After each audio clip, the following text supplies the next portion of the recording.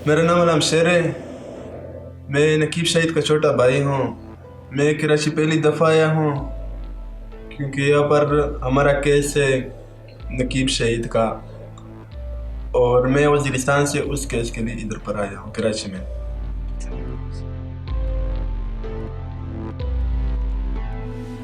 नकीब भाई की जाने से तो बहुत तब्दीली आ गई हमारी ज़िंदगी में।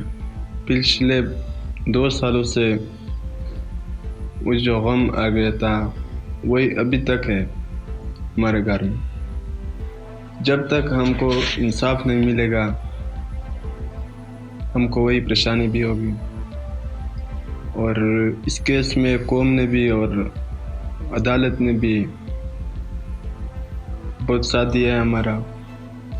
और मेरे वालिद ने भी मुझसे ये कहा था कि जब तक मैं ज़िंदा रहूँगा तब तक ये केस तो मैं खुद चलाऊँगा, इसको आगे एक अंजाम तक पहुँचाऊँगा इसको। मेरे मरने के बाद भी इस केस को छोड़ना मत।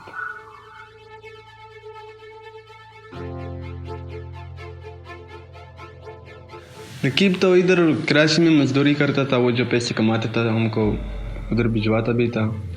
अब वो सहारा भी चला गया क्योंकि अब जो कुछ भी है वो तो हमारे सर पर आ गया, घर को चलाना भी। और जो मसले मसाइल थे वो हल करता था, अब वो हम हल करते हैं, हमारे सर पर आ गया। अब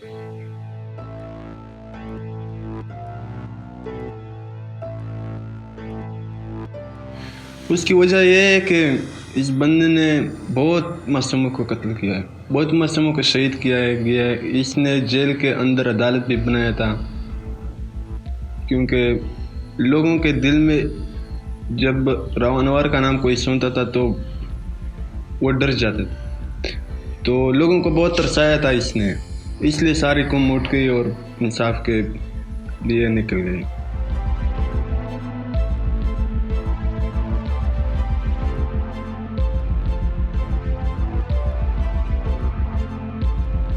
मुझे मालूम हुआ है कि राव अनवर अब भी मीडिया पर मेरे भाई नकीब शहीद को दहशतगर्द कहते हैं। मैं ये चंद सवाल पूछना चाहता हूँ कि क्या दहशतगर्दों के नाम पर कॉलेज मंजूर होते हैं? उनके वालिद के से मिलने, उनके वसीयत के लिए आर्मी चीफ जाते हैं? क्या इंसाफ के वादे एक दहशतगर्द के वालिद से किए जाते हैं? उनके बच्चों के लिए मुफ्त तालीम का ऐलान होता है? उनके हुक्म पर उनके लिए घर बनाए जाते हैं? और राव अनवर खुद दहशतगर्द था और दहशतगर्द है।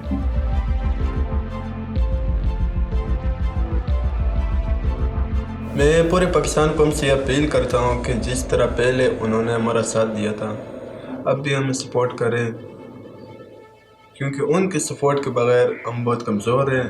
हमें ये पता नहीं है कि ये केस 1 साल चलेंगे, 2 साल चलेंगे, 10 साल चलेंगे, 1 महीने चलेंगे। ये बहुत लंबा सफ़र है। हमें उसकी सपोर्ट चाहिए कि हम जल्द से जल्द इंसाफ तक पहुँचें।